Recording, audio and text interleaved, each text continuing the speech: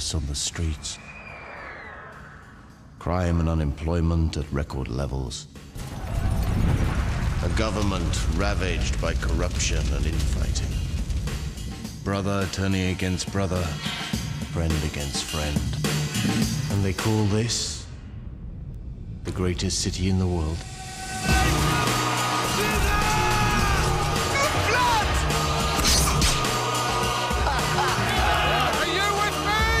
Rome, epic new drama, begins Wednesday at 9 on BBC Two. He found the forgotten tomb of Tutankhamun. It's intact. But what he lost has remained untold until now. I will not have him in my tomb, and that's final. Egypt. It's not your tomb, Howard. It's mine. The search begins Sunday at 9 on BBC One.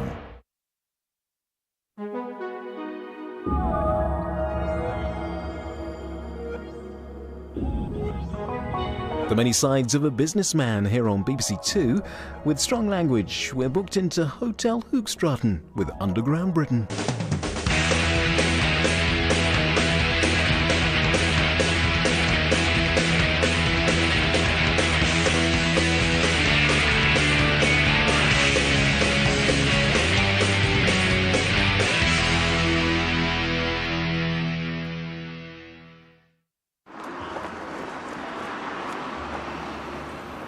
This is the Cortlands Hotel in Hove. Its owner uses it to run a business empire he says is worth around £800 million. It spans 3 continents, encompassing property, mines, farms, art, shares and money lending.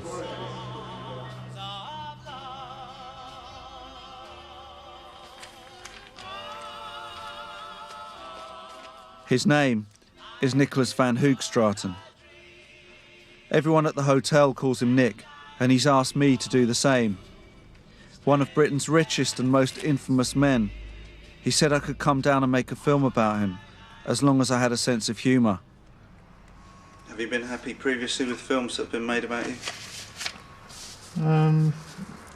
Largely, yes. Yes. I mean, they've normally tried to stitch me up, but not very successfully. Because I've got nothing to hide and won't give a fuck anyway.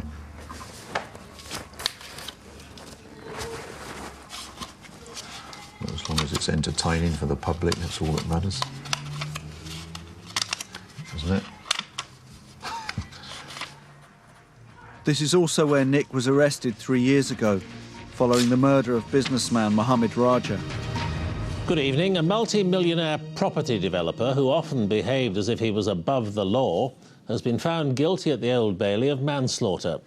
Van Hoogstraten dispatched his henchmen to Mohammed Raja's home at Sutton in Surrey. They stabbed and shot him. His sentencing has been delayed so that he can be psychiatrically assessed. The judge warned he was considering giving him a life term. Nick was finally sentenced to 10 years in prison. But a year and a half later, he was back in court. Nicholas van Hoogstraten, the property tycoon who was jailed for the manslaughter of a business rival, is tonight a free man. He'd won the right to a retrial. Now the case against him is being thrown out completely. Today's judgment finally brings to an end Nicholas van Hoogstraten's quest for justice and vindication from an accusation that was always based on the most tenuous circumstantial evidence. His release marked the beginning of a new legal battle. The first time I filmed Nick was at the High Court, almost a year after his release. He was still due back £150 million of confiscated assets and £5 million paid to the dead man's family. So did it go much as you'd hoped, Nick? Well, to be quite honest, I wasn't particularly bothered one way or the other, really. Why is that? Because I always play for the end game. I'm not interested in the battles and skirmishes. So what's the end game? Well, the end game is I get everything and win everything, don't I? I mean, it's obvious what the end game is.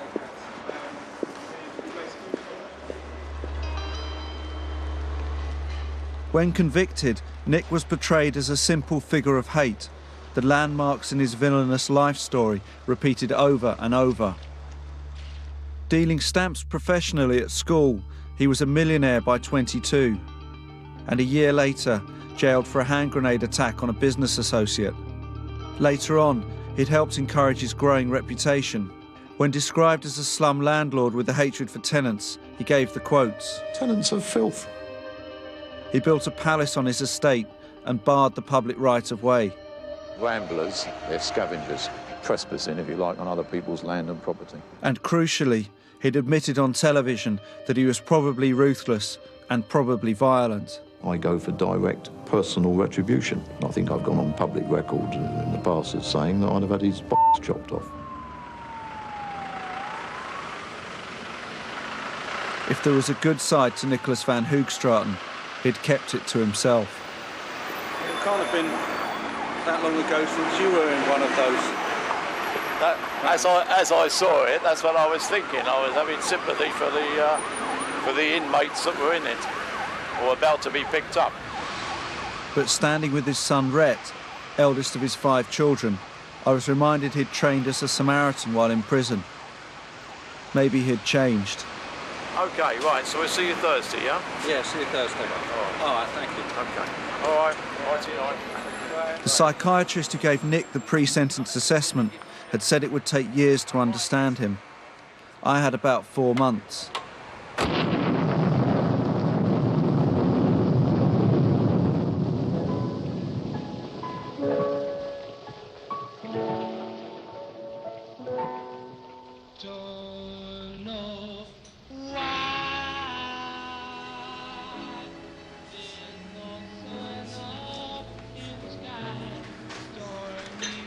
So you keep all your envelopes?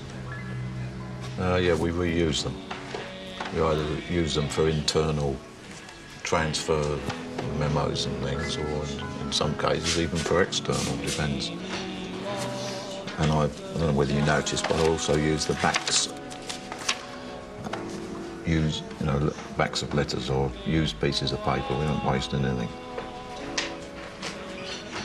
There's too much waste in the world. So you do it for ecological reasons? I wouldn't say we do it for ecological reasons, but it's obviously part of it. That's not uppermost in my mind.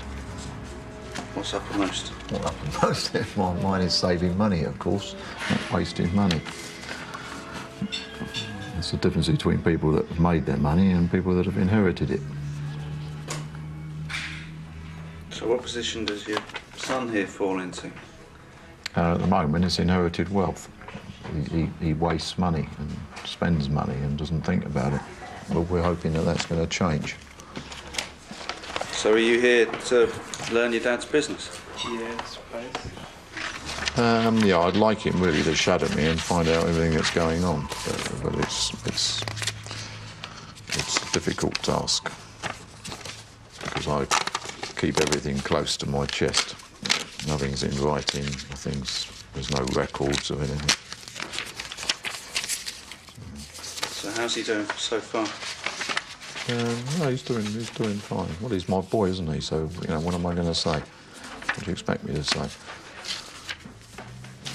I'm obviously biased. Lender's lease.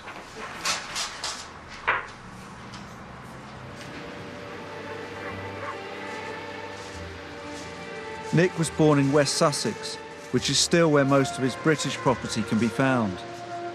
When in England, he lives at a secret location in Hove. His children visit, but their mothers or his girlfriends aren't allowed. Most nights, he works late at the hotel. So I'll spend a bit of time dealing with this. What have you got there? Auction catalogue for jewellery, which will be for my sister and my girlfriends. So who is your current girlfriend? I can't tell you that. I haven't got a current girlfriend. I've actually got 4. So I've decided safety in numbers. You've really got 4? Yeah, yeah. I've got 4. And they all know, so there's no... I'm not hiding anything. And they don't mind? Well, obviously they mind, but... with me, it's not much good minding, is it? I'm sure you know, with me, you have to put up with it or fuck off. Doesn't matter who you are. So What have you got to think that makes them put up with that? Sorry? What have you got? Oh, no, I'm not just talking about, I'm not talking about girlfriend, I'm talking about generally. I mean, anybody doing business with me, anybody doing anything with me at all, that I do things my way and people don't like it, then they can fuck off because I'm the oasis in the desert of everything I'm dealing with, and, you know, bollocks to the rest of the world. That's the way I am, that's the way I've always been, and I'm not going to change. But at least I let everybody know that in advance, you see. That's why I'm known as the lender of last resort, because if you come to me, you're going to deal with me on my terms, and I want my money. You know, I'm not lending money for 1 year, and then after 11 months they say, oh, can we pay you in another year? Because then we get into a default and a penalty situation, and I get a bit, well, it becomes very, very expensive or onerous for the borrower.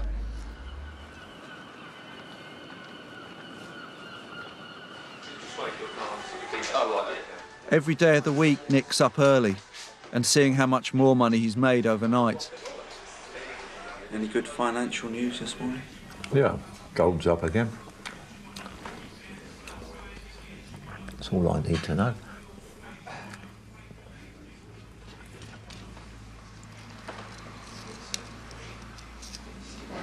Why are you using those when you can use the big pot? Which is more economical. That's your pot. Don't mind you dipping into my pot, as long as before we get anywhere near the bottom of it, you ensure there's a replacement. Have you always hated waste? I think it's a crime. Hey, we've got an enormous pot of Marmite here, which I buy because I buy the biggest pot because it's the cheapest. You know, you get the best value for money. And we also buy it, you know, obviously where it's at a discount price anyway. And he's using the little tiny portions there. The cost of that is something like 5 times the cost of that. What do you think of that, Rick, given how wealthy your dad is? Well, he thinks I'm mad, probably like most people do. Yeah, I think sometimes it's a bit over the top. But then it's just how he is. And he's been like that all his life. He's not going to change, is he?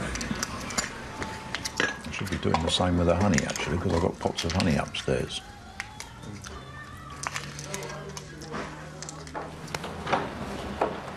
After breakfast, Rhett's sent to pick up mail from a series of Nick's business addresses dotted around Hove.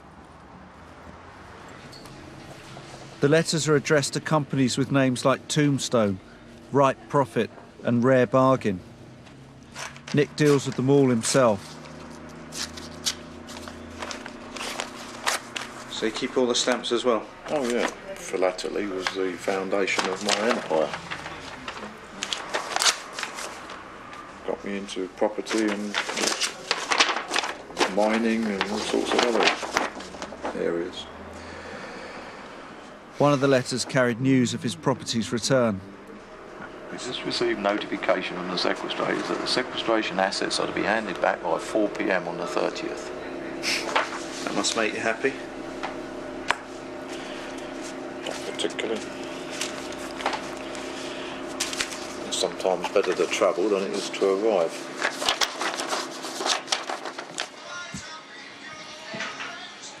It's not that what Nick gets makes him happy. It's that what he hasn't got makes him unhappy, especially if it's been taken from him.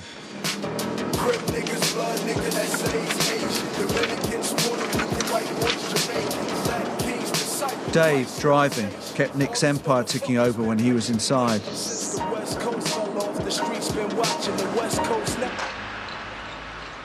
This is the first house Nick's got back. If it's been damaged, it will be the start of a fight for compensation. Looks like a bedsit in the old days from Notting Hill. Found a coin. I think every property we go in. Yeah, I even do it in Zimbabwe. Can you imagine? People leave the coins even in their flats and houses down there. Why do tenants do that? Well, because they're not like us. Because well, what kind of a person is a tenant? That's what it boils down to. They don't look after their money like we do. Look at the state of the stair carpet.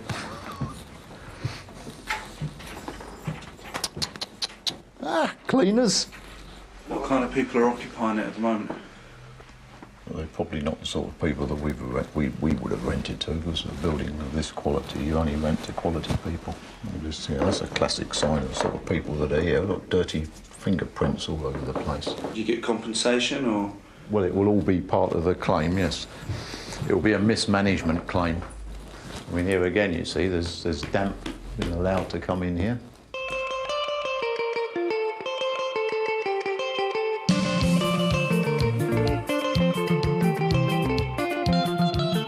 At the time of England's controversial cricket tour, Nick also went to Zimbabwe. He would have taken me, but the BBC is banned by Mugabe's government, a policy Nick approves of.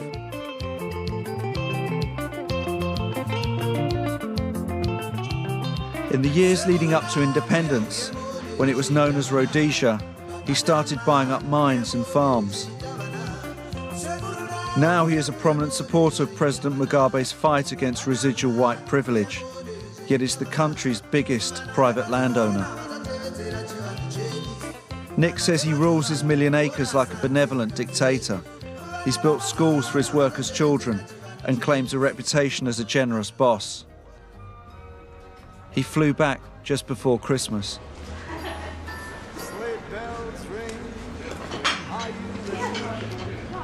How was your trip, Nick? Not so good as usual. I had a lot of stress and aggravation down there this time, mainly with the workforce. We went on one of the farms, or the one on the big farm, they went on a 2-day work stoppage, illegal work stoppage, stirred up by the unions. How did you deal with it? How did I deal with it? Well, I basically, inverted commas, gave in to their demands. But then I've withdrawn. None of them are getting Christmas bonuses this year. And down there they're quite hefty, because we normally give what's called a 13th cheque, which is the equivalent of a month's wages. And with effect from 1st of January, I'm withdrawing their meat ration. They were getting between 4 and 8 kgs of prime beef a month, free. You know, we just used to give it as a freebie. They're not getting that anymore, and that will cost them, in Zimbabwe terms, 260, 270,000. That's Zim dollars, which is like £30 in English money, but that's more than their wages. So it's, it's lunacy. Does it give you any twinges of kind of conscience doing that? No. Christmas? No, none at all. If people want to stir me up, then they can get the consequences of it. I mean, it's fairly clear, I suppose, Nick, that it doesn't pay to cross you. What would happen in the event that you didn't like this film? Yeah? Might there be any consequences if you don't like this film? No, I probably won't. If I don't like it, it'll be because you've done a bad job, because I can do a better job myself. Do you understand where I'm coming from, though? Yeah. You don't want to end up floating down the Thames. Huh?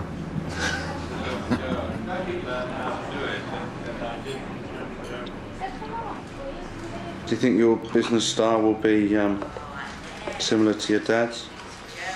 I should hope so, because he's been so successful, but there are also things that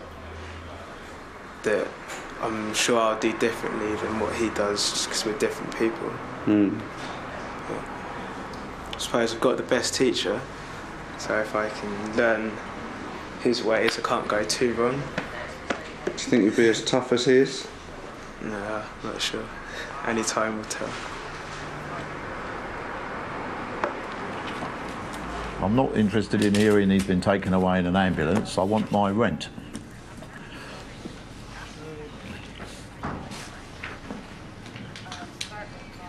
All right, okay. I'm an easy enough person until somebody's taking a piss, and this guy's been taking a piss consistently. Okay, thanks, bye. I'm really interested in hearing somebody's collapsed and been taken away in an ambulance. What's going to happen if he doesn't pay it? Not going to tell you. The obvious is going to happen, but something else will happen as well.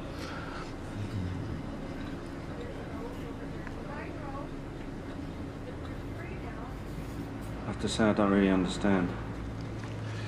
Well, if you were a landlord of premises and your tenant, I'm talking about commercial premises now, and your tenant didn't pay his rent, what would you do? What would you do? Now, forget about what I do, because, you know, I do what you do, plus something else as well. What would you do? Well, I imagine I'd go to court. Well, you go to court. You don't need to go to court on commercial premises.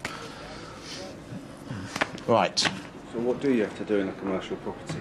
Well, it depends what sort of premises they are. If it's a supermarket, you wait until the place is closed and you go along and take it over in the evening. You don't want to do it in broad daylight. It's also when people can sort of run along the, sort of maybe get an injunction or something. So you do it at night. Depends on the premises. And obviously that's completely legal. Of course it's legal. Would I be doing anything that's illegal? Nick says no one has ever portrayed him accurately, but he is impossible to read. With front of house host to the great and the good of Sussex, Nick's in the background, a loner surrounded by people. You do your own shredding as well? This is the initial shredding. It gets properly shredded. Or, in fact, well, I say properly shredded, it actually gets taken and burnt. You burn everything you write? Yes, yeah. Unless it's sort of, you know, unless obviously it's stuff that goes into files and things, but then we don't keep files in places where they can be found either. The sequestrated properties were just part of the story. He was launching a corruption claim against the police. Unknown persons. Apostrophe goes after the S, doesn't it? An unknown person's blood was on that knife. Apostrophe goes after the S, doesn't it? I'd say it comes after the N, because it's an unknown person. You think it comes after the N? Yeah. Well, in that case, shall I leave it off completely? Because I'm sure he's not going to know either. So I'll leave it off completely. And he was fighting a new civil case brought by the Raja family, where he would defend himself. It's going through to Robert. Yeah. No, it's going through to Mr. Justice, who at the moment seems to be okay. There's got to be an improvement on those previous ship bags. I mean, anything would be an improvement on them. He runs a family business, complete with ex-girlfriends like Tanaka. I'm going to get a Red Bull, okay? You mean you're asking me if you may have one? Staff are not permitted such drinks. Nick, you know I can have one. Yeah, why should you be any different from any other member of staff? Because I'm special. Yeah, why are you special? Because I'm the only black staff member. No, that's the reason, is it? No, you're not the only black member anyway. No, this is What have you got that's so special? Tits and bum. Mother of two of his children, Caroline is the hotel manager. She knows Nick better than anyone, and I hope she might be able to shed some more light on him. I have known him for, 25, 26 years. 15 of those very intimately. But we're no longer together as a couple. But we are very close as he can get without the sex.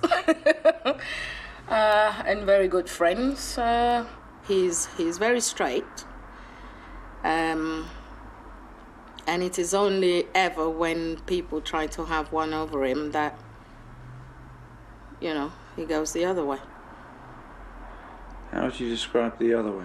Well, the other way is, you know, whatever. But at the end of the day, really, everything boils down to money in the business world.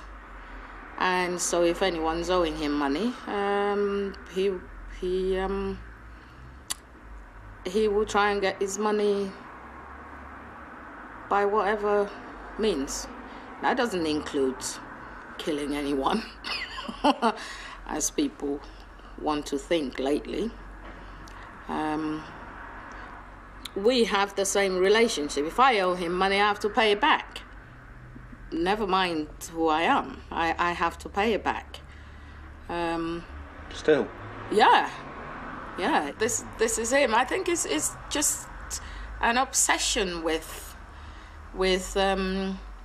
wealth and properties and just accumulation of it. And there never seems to be a time when it is enough. Well, I'd have just said, what the fuck do you think's going on here? Where's my money and where's my property? And why should I have to put up with all this bollocks? I'm not interested in that. He's had 150 grand. He better not be telling me that. Otherwise, I will hit the roof. The other sequestrated properties were taking time to come back into Nick's possession. Lawyers were in court today on his behalf. I mean, do you want me to phone him? Because I know all you blinking lawyers are the same. They're very slow at collecting my money. Well, let's see the money. Yeah, all right. Well, let's see the money.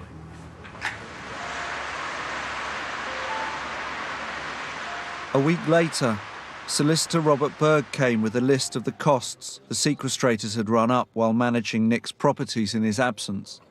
£3,000. What the fuck is all that about? 8th and 9th of February. Okay. Or 8th of February and the 9th of August, 2003. What entry number is it, Nick? Because otherwise I'll lose it. 76. 76.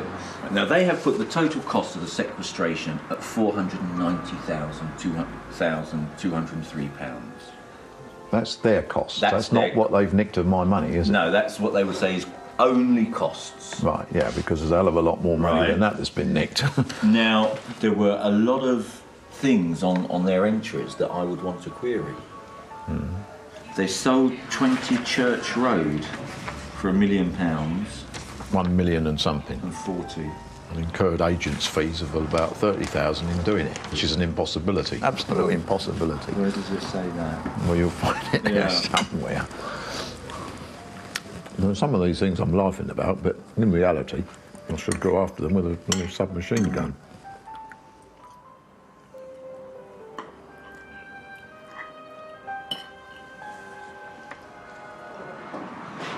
How very kind to open both doors. Just go through. Thank you very much. Pleasure. Thank you. See you, Nick. Take care. All right. OK, Robert. You can't go wrong for the station. Okay. And you can always ask somebody. Yeah, I'll find it. And it's a nice warm day. God bless. All right. See you, Nick. Yeah, thanks Bye. a lot. Paul Getty once told Nick, if you know how much you're worth, you're obviously not worth very much. Nick was awaiting news from Zimbabwe. He reckoned they'd had the biggest rise in stock market history, and all through filming, it'd quietly become worth a lot more. I was going to show you the stock market, yeah, in Zimbabwe. Yeah. I think it was since I know it was since I spent a week in the stock market, morning call over, afternoon call over. I was there for morning, afternoon for a week. Well, the market just went crazy. It might be a coincidence, or it may be that people were thinking, well, hang on a minute, the richest man in the country is in the stock market, what's going on? I mean, this is one of the companies that we're the biggest shareholders in. So that's one, this is another one. We've got something like 70 million shares. We've been buying them at 25, 35, 29, all the way through here. 26, 29, 28, 45, 28, 25, 22, 43, 29, 35, 36, 25, 53. Oh, they must have been generous that day. Right, with these same shares, they went to 200 last week. This is Monday's sheet. They opened in the morning at 210, 220. The afternoon they went 290, 300. This morning they're 370. So in layman's terms, how much will you have made? Well, my son quickly calculated that yesterday morning, between the morning call over and the afternoon call over, we made £3.5 million on paper. But that will have increased now because this morning's call over was substantially higher than yesterday's close. So maybe it's up to 4.5 or 5 million. That's just what's been made just on the one call over. But the prices had already gone up dramatically from what they were on Friday, and from a week earlier. So really, I mean, we haven't done the calculations, but probably the overall increase is more like 20 million, maybe 25 million, just in the last 2 weeks, in pounds, that is, in sterling.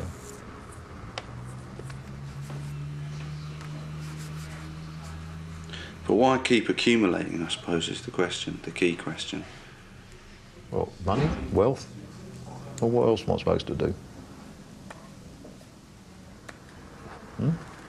Other than stopping people fucking me and stealing my money, but you can never do that effectively.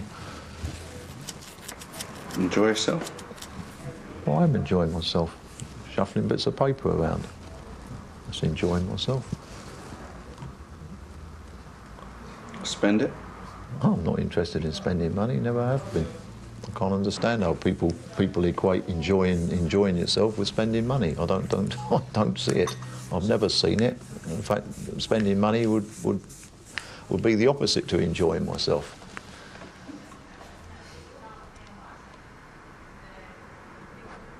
Didn't you see the way I nicked the pen off of my lawyer?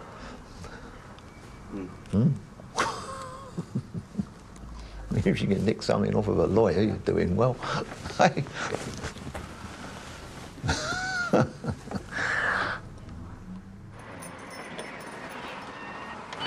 A new property had been returned. Nick was back on the hunt for signs of mismanagement. So it looks like somebody's helped themselves, stolen the door fittings.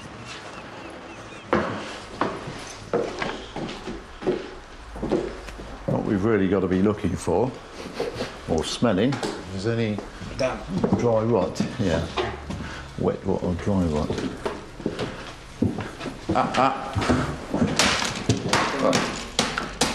Look, riddled with dry rot here and fungus growing. This is fungus, mushrooms. Okay. This is a property that we were paying, being charged, you know, tens of thousands of pounds on a monthly basis.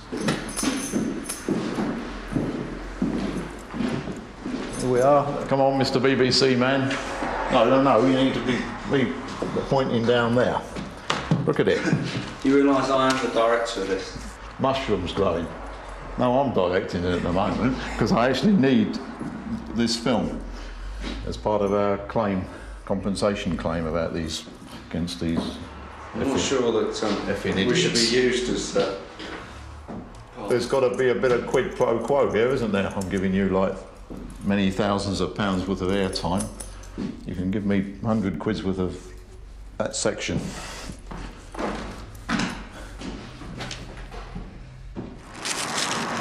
Right, you're in charge of that property now, or both of them. And all this shit here, all cut down, cleaned up. It's not in disgrace.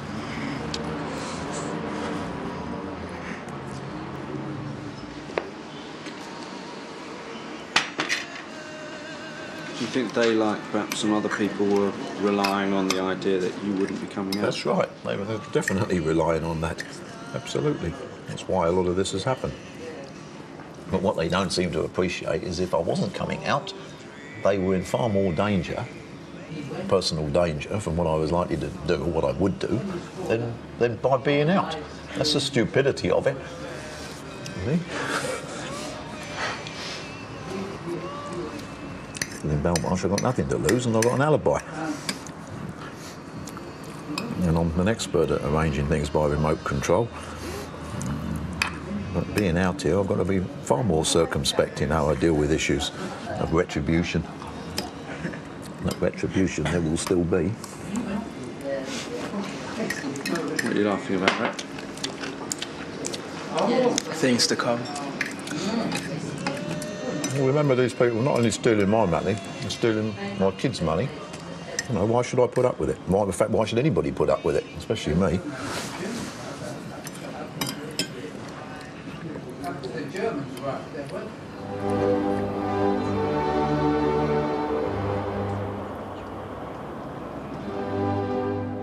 Nick had agreed to show me Hamilton Palace, which had once seemed to be what all his fortune was for. like all these blinking brambles growing around the place.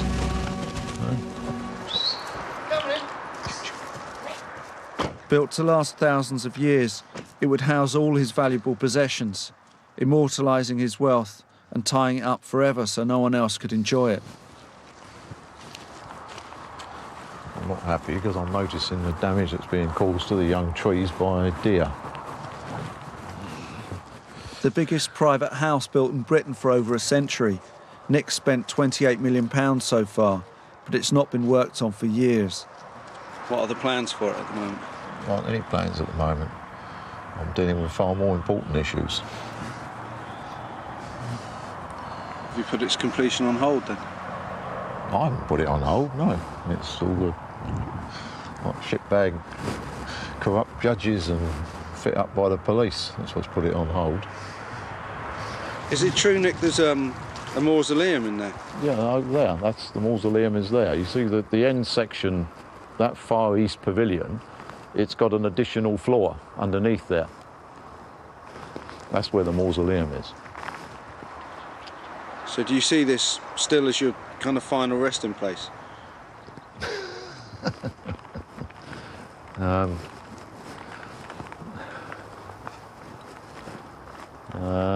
I'm not thinking about it. We'll pass on that one. And what would you hope to be remembered for? Couldn't give a fuck. People are always remembered for the wrong things. What do you think would be a suitable epitaph? Yeah. You got any more clever questions like that? They're entirely inappropriate. I'm still young and fit, and I've got a long time to go.